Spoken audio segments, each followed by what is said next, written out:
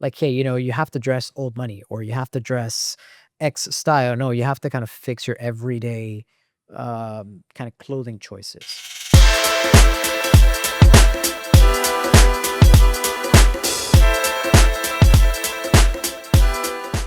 If you're looking for business mentorship, I have a place where you can get feedback on your unique personal development and business growth challenges. Over the last year, I brought together a group of impact-driven thought leaders where we meet every single day to discuss psychology, communication, mindset, and business case studies. We have people who have made millions of dollars, lost millions of dollars, Harvard MBAs, and new entrepreneurs like you and I. Entrepreneurship can be lonely, so if you're looking for a support system, please follow the link in the description below for some more information. From my experience in the corporate world, it started with being a big place for like multinational companies, big companies over here, but then it started to shrink.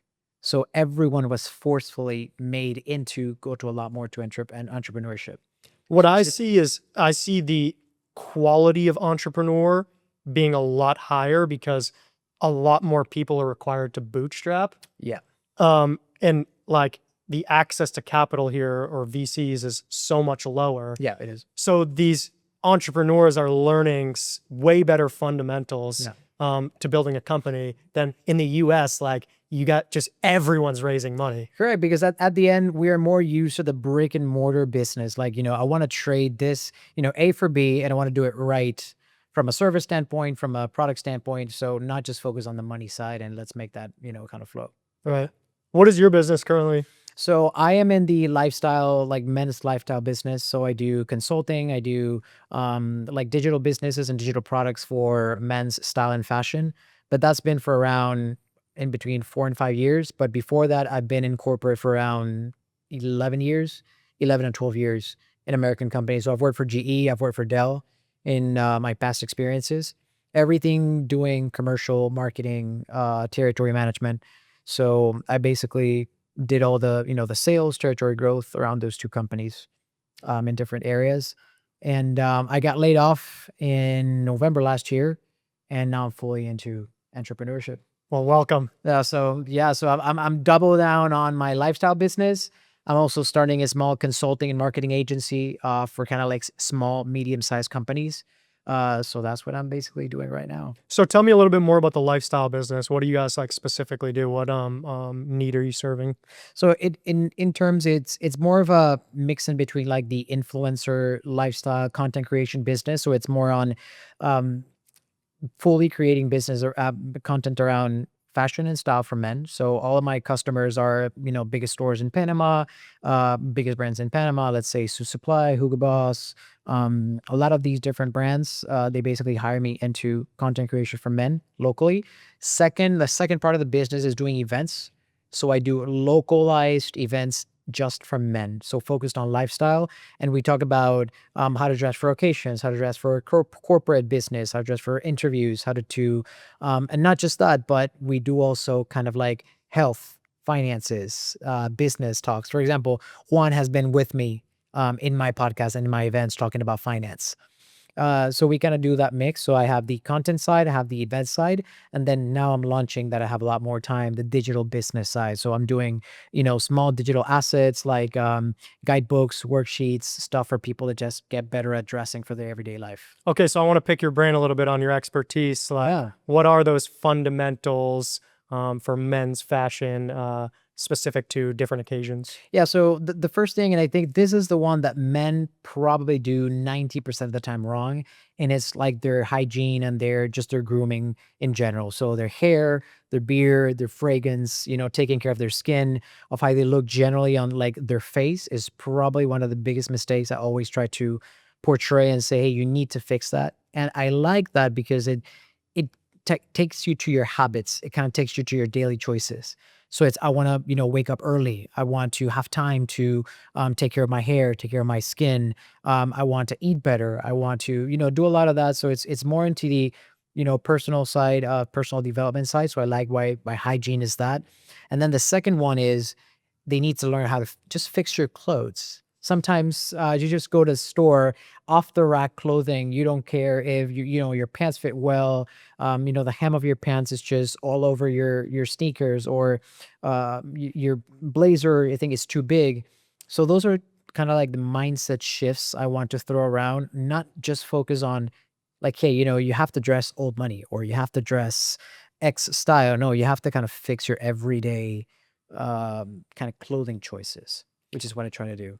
I've always just kept it simple. I just wear black, and it It makes it a is. lot easier. But what is like the easiest way, or like for somebody who doesn't have that like eye for fashion, Yeah. to pick an outfit for themselves that works? Well, it's I always like to say that there's no perfect formula for you. It's, t-shirts and like a nice pair of pants, but it's always find your signature like combination. So if you like and your work needs you to be like in office, moving around, you need to think about the climate, you need to think of what you do during the day, and then you pick something that works, but just pick out the base correctly. So if you pick, for example, let's say you want to go sneaker, jeans, and a shirt because that's what you need because you're an entrepreneur, you are presenting to customers, you have to be during the day doing deliveries, then make that base outfit perfectly fine. So your pants need to fit good, your shirt needs to fit good, have a variety of sneakers to play around, but don't focus on having this huge closet because it doesn't make any sense for men. We like practicality, we like it to be simple. So just focus on that. It's not boring. You're actually going to look a lot better and feel a lot better if you do it that way. What are the like standards for pants fitting and shirts fitting? Is there any like methodologies for that? Well, the only thing that I normally tell men, and it's probably the most important, is the hem. So it's the long of the length of your pant. So just make the length of your pant be right on top of your sneaker. So don't let it fall. Don't let it accumulate a lot of that. And then just make sure you have enough space, like in your thighs, which is normally how you kind of want to feel comfortable sitting down and moving around. But for pants, it's the length. That's always the most important change you want. And then for shirts, it's gonna be like the long, your sleeve, and then yeah, the long, the length of your shirt as well. Just make sure it kind of fits if you're gonna use it outside your pants. And that's just it. It's just kind of like the fit. I wish my business partner here was here. He has zero sense of style whatsoever. Every time he comes to the States, I try to go shopping for him, and we get him good for like a couple days. Yeah. It's out the window. Yeah, and again, I think men want to overcomplicate themselves when they think about style, and now with social media, it's getting a lot more complicated because everyone is talking about don't use this, or the trend right now is baggy, or the trend right now is street style, or the trend right now is old money and preppy. Just forget about that. For the majority of men, is get your clothes to fit, get your grooming on point, and that's it. And from then on, of course, you can start having an additional appreciation for parts of style, but that comes as a second area, really. Yeah, from as bad as he is with style, he did teach me an important lesson, which is like that routine of your daily outfit, almost like a uniform. Yeah. And how much like he's big on the energy that you put into things, Yes. right? And if you're putting energy into like mix and matching your outfits, it's taking away from your business. Yeah. So it's just been easy for him and for me, like just to wear black. You wake up in the morning, it's like, it doesn't matter which pair of pants I Yeah. pick or which t-shirt I pick. I know it's black and it's going to Exactly. match and makes it simple. I don't put the energy into that. Yeah, but at the end, it also sends out a message. So I always say, like, image always gives a message in whatever way you want to see it. Because if you're choosing to make it simple, then that is because you want the simple lifestyle. You want less choices in your day. You want to have an easy daily routine. Because you're just a simple out guy that you're focused on your business. So that is a choice, and you are sending a message. Of course, if you are focused on mix and matching and having different outfits and having accessories and stuff, you are sending a message of, I want to portray a different thing when I go outside. So everything just gives out a message. That's why I always tell men as well, if you choose only to wear black and t-shirts and pants, make it worthwhile. You need to feel good. You need to put appreciation into it because it's still kind of like your daily choice. You're going to go outside. You're going to talk to people, do business. So make it cool, right? You were talking a little bit before about like habits. Do you guys have frameworks that you teach as far as like habit setting and daily routines? Yeah, we normally I don't have like a setting in terms of routines because one of the things I teach is there's not a perfect routine. But what I try to do and teach is try to find first focus on the simpler habits first. So for example, if you're changing, if you want to change how you want to take care of your skin, don't focus and don't go, for example, to the drugstore and buy 6, 7 different products. Maybe focus on the first. Focus on learning how to wash your face correctly. So just buy one product first. Start putting that into your routine for 7 days, 10 days, 12 days. Then go to the second product. So you can start putting that into your daily habit. So I don't like to say, hey, there's a framework specifically because there's product different for like different types of hair, of beard and stuff. But I always say go slow first, buying the products, and then go adding up. Because if not, you're gonna have you know your bathroom is gonna be full of things you're not using because it kind of overwhelmed you at the beginning. Right. Yeah. How did you get into this business? Well, um, a little bit of getting back into the corporate, which I was mentioning to you, is I got into a sales manager role kind of young in my career. So I was around 23, 24 when I got to a sales manager role. So I had to travel, I had to, talk to C-level executives, general managers and people that were probably doubling my age. So one of the things that I saw in my office and in corporate is everyone was wearing blazers. Everyone was very well taken care of. Whenever you saw them that they were out, they were going to go to travel or every single day. And this is, for example, something that I always remember seeing the CEO in my office or the general managers were like, they entered the office with their suits on, with their blazers on. They sat down in their seat, they take it off, and then they start working. But entering the office and having that presence was actually important in the corporate world. So at that point in time, I started gaining appreciation into image, into style. So what was the best shoes that I could buy that could work around for everything? What was the first suit I had to buy? Um, and of course, I didn't have a lot of money at the moment because my career was starting. So I also needed to understand how to do it sustainably. So with less amount of money or less capital to invest in money in style. So that's how I got into getting appreciation into and style. Of course, it was kind of like it was a spark because I liked it. I started liking the how it made me feel, the compliments I started getting, the results, of course, I started getting in meetings and presentations because I had to talk in conferences and stuff. So at that point in time, probably turning around in 2019, 2020, I say, influencer era was starting to grow. I was starting to see all these things in social media. It's like, if this helped me, I need to make this also for the people that might, this might be useful. So that's when I started actually talking um, openly in social media about style. What was that transition like from the corporate world to the entrepreneurial world, and what were the challenges that you faced in that transition? Yeah, well, it's still a challenge because I started this, um, let's call that a side hustle while I was still in corporate. So I started doing, content easily, started studying around content creation, how to film, how to do different things, what was the correct platform. So at the beginning, it was more of a exploration side. So I was doing something like, hey, this is not even a B plan, it's probably a C plan because it's fun. It's a hobby. I like to talk about this. So at the beginning, it was fairly just discovery. But now, for example, that I could, like I told you, from since November last year, I went fully into the entrepreneur side. Is there are two things I want to mention. The first one is there was a point in that transition in which I still had a corporate job and the side hustle that there was a very strong push and pull around both. Because you knew that if I want to keep growing in the corporate world, I need to let the entrepreneurial world go, or if I want to make the decision to actually go full on entrepreneurial, my corporate world was going to be affected. So I was at that point in time. I had amassed, like 3 social media accounts that were huge. I was already having, brand deals. I was having events. I was having all these things, and uh, my mind started to just shift around. So it was too dispersed. So that was the number one challenge, I think, it got me in like a 2 years of I had no idea what I'm going to do. I loved my corporate job. I loved what I was doing, but I was also loving this. So how to make that choice? How did you make that choice? Well, it was forced actually Oh, yeah, because right. I got laid off in last year, so I kind of was forced at that point.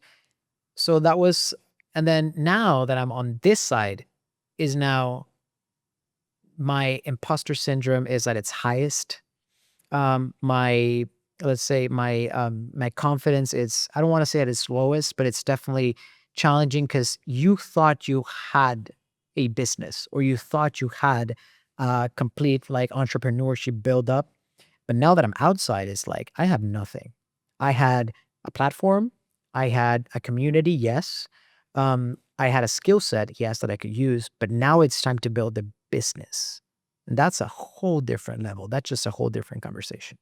So those are like the two challenges I kind of faced and I'm facing right now because before that it was fun. I'm creating content, right? But now it's I need to build a business around this. So it's a different thing. What limitations are you encountering, like, in the growth of that business, and how are you dealing with those limitations? Well, first one of course is I would say it's it's just hands, right? It's the amount of things you want to do because you want to push out a lot of content to maybe grow your platform and then, for example, have a lot more brand deals or even charge a lot more for brand deals. I want to build digital businesses, right? So start building courses, put them online, and do everything around ads and the platform for that. So it's just hands, right? So one of the limitations it's time, and then of course the capital investment to do that because at this point in time I would need to make also a choice of am I going to put a lot of capital into my business? Say I'm going to invest, I don't know, 5K, 10K, 20K as a working capital for the next 2 years to make this happen. And then I'll hire editors and videographers and all these people, or am I going to do it alone? So that's the limitation definitely I'm facing right now into what am I going to do? Of course, we're in the era of AI, which is helping a lot in that. I think I've advanced more in the past 2 months than in the past 2 years just because of using AI tools.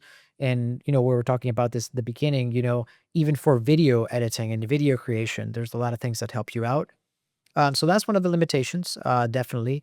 And then the second one is choosing a platform or just a business model. So are you going to do big courses, big consulting, and high tickets? That takes one level of expertise.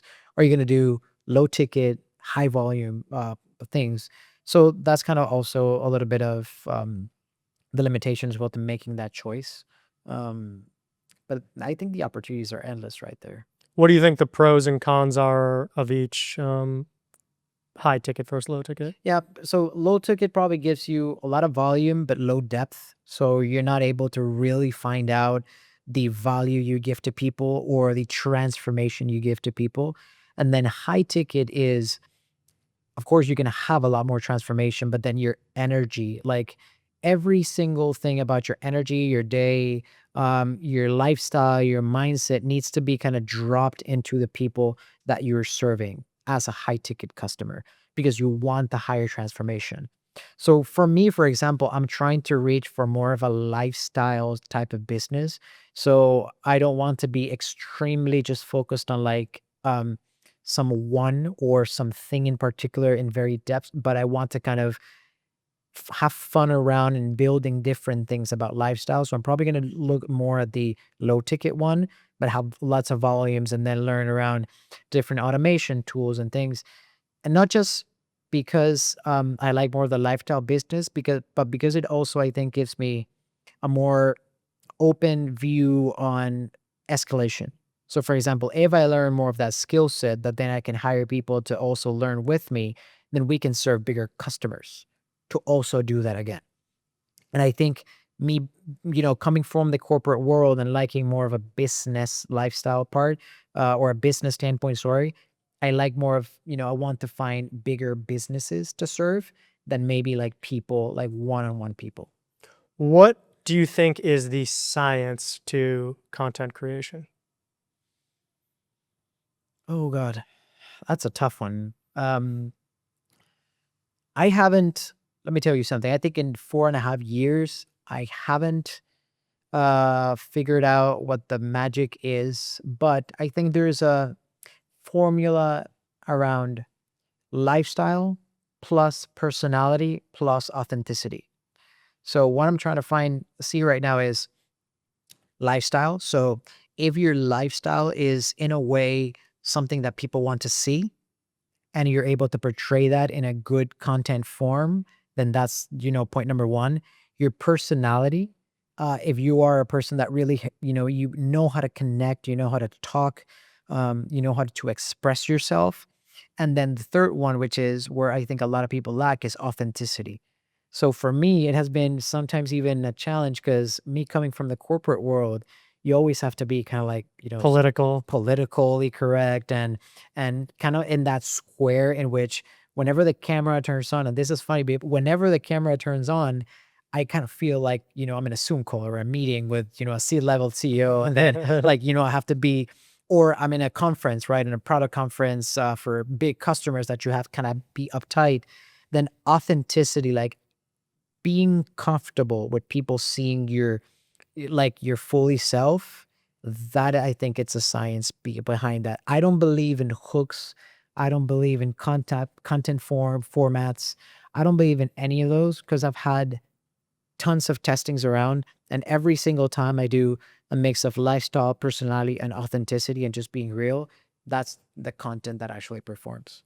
So you talked about how being in that, having that corporate mindset Yeah, is a limitation in some it sense. is. What would you say are the advantages or the unique attributes that you bring to the entrepreneurship world um, as opposed to someone who hasn't had that corporate Yeah. experience? So the first one would be understanding deals on a higher level. So whenever you are an entrepreneur, and I've seen this in, customers that I've talked to and people that I know, is you still want to manage your deals as a one-on-one transaction. Like, my price is $10. I'll, give me $10. I'll give you this product. Whenever you're in a corporate world, and especially if you are more on the B2B, businesses, you're talking to different people inside an organization, you start understanding that every single customer can be treated as like a key account, like a key strategy partner for your business and growth. So that's something I understand fully because you understand how to build up a relationship. That relationship with customers are more of a roller coaster. You sometimes you never are able to sell on the first meeting. So that's number one. Number two is also kind of like that sales, but from a very relationship standpoint. Since I don't believe in sales of like the shark sales kind of environment. Like, yeah, I'm going to go in and close. I was more a long-term kind of relationship builder. So a little bit of that um grasp, details that you need instead of like, I'm not going to come and sit down on the first meeting and talk about business, understanding how to behave in like a business meal setting, understanding how to build and to behave in networking events or social events. Those are things that I'm trying to talk a lot more in my content. Now that I'm starting to kind of shift not only to talk about style, but also everything around business as well. So those two are definitely, some things that I bring to the table, and I want to start sharing more with entrepreneurs is the ability of thinking more from the business perspective and not just from a trade-off. Like, I want to earn money right now, but how do you really leverage relationships on a longer level? And then from the marketing standpoint is also because I was a brand manager in my last maybe 2 to 3 years of my career, is also that nothing is sold from just a transaction, is sold from experience. So I think now that we are in a very challenging and competitive world in terms of content, that we were discussing that before we started, like the 30 minutes from now, it's a different world, a new different type of content style, probably launch or somebody saw it. It's a perfect moment to start building authentic connections. So community, closed spaces, closed experiences for brands, for people, for entrepreneurs. I think those are three amazing topics I would like to bring to the table. Yeah, I think that there's a lot of distrust in the Yeah, marketplace right now.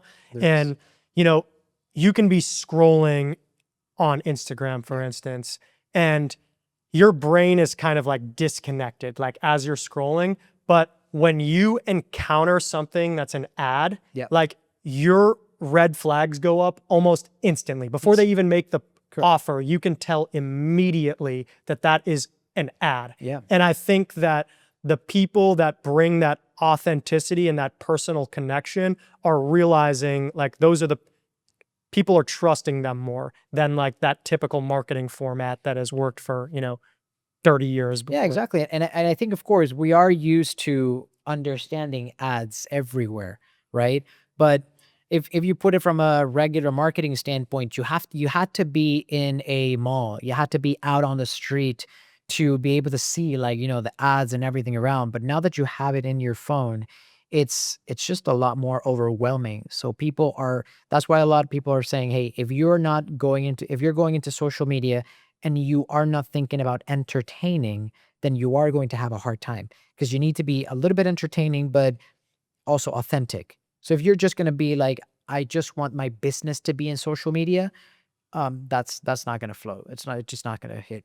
You put an emphasis a couple times on relationships. What do you Yeah. think is the key to building strong long-term relationships? So I think the first one is understanding how, and I know as a business, this is difficult. And I've even had like interviews or discussions in which this is not sometimes even liked, is you have to be able to put on your shirt and your customer's shirt on, right? You have to be able to do that balance. A lot of people go into relationships saying, I am not going to lose, I am the brand here, or I am the business here. I am not going to lose. You have to be able to kind of drop your ego down, drop a little bit of that. I want to be the bigger person because I'm the brand. You have to be able to put on your customer's shirt on. So it's being really empathetic. It's being more on the how can I help you side, um, and just understanding that people want to be served. They don't want to be sold. So I don't, whenever I even called my customers or call my distributors, call my partners, I don't even want to talk about business, most of the time. Sometimes I just want to send you a interesting insight. Hey, I just found out this cool article, that I was reading. I want to share this with you because it took me to the conversation we had 3 months ago. This remind me of that. It's kind of being close, and understanding that that customer can be your best partner, but they can also be a good friend. But then those two things can interplay because you have a lot of trust in the middle. It's like whenever you have a good friend, you're gonna fight them for 2 days, but on the third day, it's like, hey man, it's all good. That had to happen. But it's okay. We'll keep doing stuff tomorrow. And that takes time. So the other thing is be patient. A lot of the best relationships I have had in corporate took 1 year, 1.5 year for them to even buy me a first product. So you have to be patient and understand that long-term play. I think it takes a lot of pressure off sales too when you take that approach. Like if your single objective is just to build a rapport and get to know a person, in my opinion, it makes the business a lot more fun Yeah. than being transactional. And chances are like within 30 seconds, they know what you do for a Correct. service. So if you continue to build that relationship for them, when they encounter that need, Yeah. if you've built that relationship and that trust with them, chances are that they're going to go with you. Yeah. But just peppering someone with like sales and transaction, you leave a bad taste in their mouth. And the worst thing, you can do in sales is when your name comes across their phone, it's like, oh shit, he's going to sell me something. Yes. The best thing is like your name comes across their phone and they're excited to talk to you.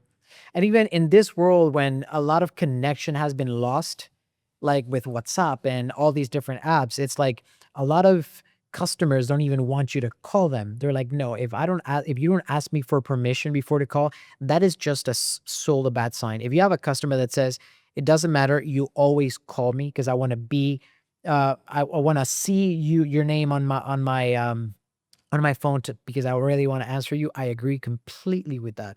And I love it because we're in such a disconnected stage. And I've had this conversation with entrepreneurs in which they say, I don't want anybody to call me. It's like, you disturb my peace. It's like, listen, you want people to want to call you. That's the exact relationship you want. because that's when, there's trust, there's openness, and there's just, I'm calling you because you are the guy that is going to fix my problem, right? So I completely agree with that. And I think like for me too, I've realized that it gives me a lot more confidence and and it makes business a lot more fun. Again, it takes that pressure off when I'm not like trying to match myself Yeah. with that person, but I'm also like, I'm genuinely out there looking for people that are aligned with my mission Yeah. and that I want to work with, and doing the time to know them and qualifying them to say, this is a person that I want to work with, Agree. instead of like reforming and being inauthentic to try to match them. And I think that in the long term, in the short term, it takes longer and it's more work Correct. because you have to disqualify a lot more people. But the compounding effect of having fewer quality relationships is far more prosperous than having a high volume of shallow relationships that are based in transaction. Exactly. And, kind of compounding to that comment is, I've always had the thought around, we live in such a connected world that you are no longer a real expert in things. Like, 40 or 50 years ago, and in the, let's say, the, I don't know, the gold era of selling, that we see so much in series and movies, like in the 50s and 60s, it's like people didn't have access to the amount of information that we have now. You no longer can get into a room and say, I am the one that's right and my competitor is not. Because you leave out the room and the person is just going to sit down and Google everything out, chat GPT everything out, ask all the different questions and say, this guy is so wrong. I don't want to work with him because he came in saying everything that I was thinking about was wrong, right? Because he was the expert. So you can't come in with that level. Again, that's why I said, like, drop the ego, because sometimes they kind of try to teach sales like you are the person that's right. You have to be like the most important person in the room because you have to do the sale. That's not, I don't think that's right anymore. And I've always taught my salespeople, like, 90% of the conversation, I'm not even talking about product. And like, when the client has a question about product and they ask you that question, then you can bring your expertise. Okay, But correct. the majority of that conversation should be spent in relationship building. Correct. I normally have a formula for like my first meetings, like when I have a first encounter with a customer, it's always insight, problem. So don't even like present myself. We're not, I always tell the people I talk to, like, we're not in high school or in school anymore, that you go into a meeting and say, like, hello, my name is, and this is what I do. It's like, that's high school presentation, right?